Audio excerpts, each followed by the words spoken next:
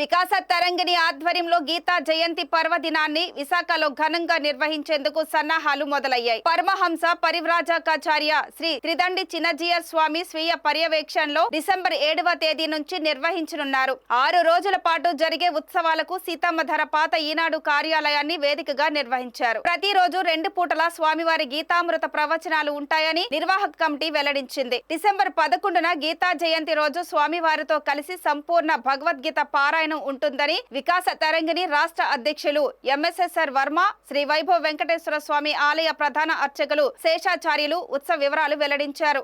అలాగే ఉత్సవాల కరపత్రాన్ని ఆవిష్కరించారు.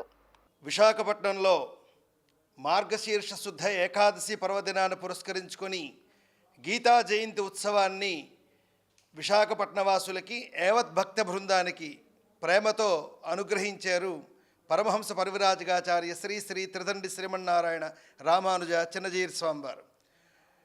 ఈ సందర్భంగా ఈ గీతా జయంతి ఉత్సవంలో స్వామివారు సుమారు 4 రోజుల పాటు ఇక్కడ ఉండి ఇటు ఆధ్యాత్మికంగాను సామాజికంగాను భారతీయ విలువలను సనాతన సాంప్రదాయాన్ని ఉద్బోధ చేస్తూ మనల్ని ఉత్తేజపరుస్తూ గీతా జయంతి వైభవాన్ని విశాఖపట్నానికి అనుగ్రహించారు కనుక యావత్ భక్త బృందం ఈ కార్యక్రమంలో పాల్గొనవలసిందిగా తెలియజేస్తూ ముందుగా మీ అందరికీ ఈ శుభవార్తని అందజేయడం జరుగుతోంది.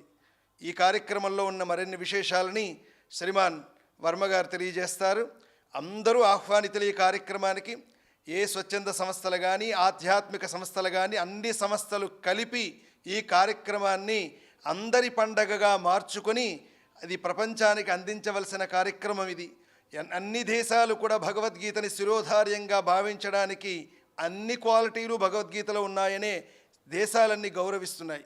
ఆ పుట్టిన దేశం భారతదేశం కనుక ఈ దేశంలో అందులో మన ప్రాంతంలో జరుగుతున్న ఈ కార్యక్రమానికి మిమ్మల్ని అందరినీ స్వామివారి మంగళాశాసనాలు తీసుకుంటూ ప్రత్యక్ష పర్యవేక్షణలో జరుగుతున్న తీర్థగోష్ఠి కార్యక్రమాలు కానీ స్వచ్ఛంద సేవా కార్యక్రమాలు కానీ గీతాపారాయణ కానీ ప్రవచనాది యజ్ఞాది కార్యక్రమంలో కానీ అందరూ పాల్గొనవలసిందిగా మనఃపూర్వకంగా ఆధ్యాత్మికంగా ఉండే ఈ సత్సంగాల తరఫున కూడా మరోసారి ఆహ్వానం పలుకుతూ విశాఖపట్నం వారజా ఆశ్రమం ప్రధాన బాధ్యత వహిస్తూ ఈ కార్యక్రమాన్ని నిర్వహిస్తూ ఉన్నది కనుక అందరూ ఆహ్వానితులే.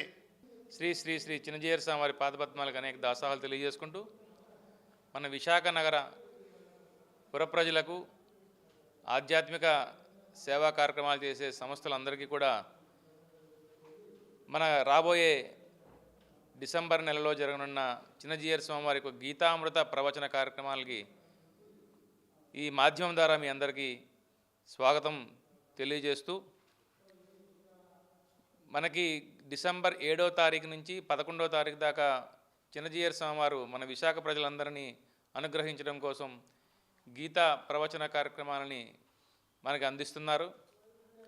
ముఖ్యంగా 7వ తారీఖు ఉదయం నుంచి 7 గంటలకు ప్రారంభమయ్యే భగవద్గీత ఉపన్యాసం, అలాగే తదనంతరం 8:30 నుంచి స్వామివారి యొక్క తీర్థగోష్ఠి ప్రసాద వితరణ కార్యక్రమం జరుగుతుంది ప్రతిరోజు ఉదయం 7 నుంచి.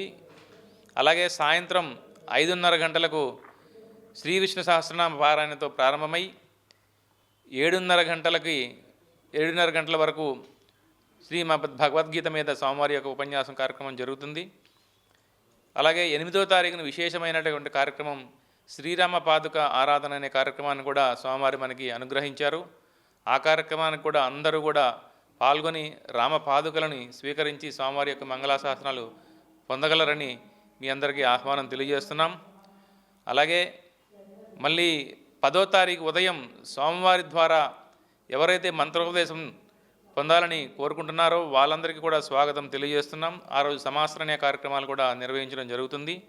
ముఖ్యంగా 11వ తారీఖు గీతా జయంతి సందర్భంగా ఉదయం 9 గంటల నుంచి అందరితో కలిసి స్వామివారు భగవద్గీత పారాయణ కార్యక్రమాన్ని మనందరితో నిర్వహించడం కోసం మనకు అనుగ్రహించారు. తప్పకుండా ఆచార్యులతో కలిసి మనం భగవద్గీతని పారాయణ కార్యక్రమం నిర్వహించుకుందాం.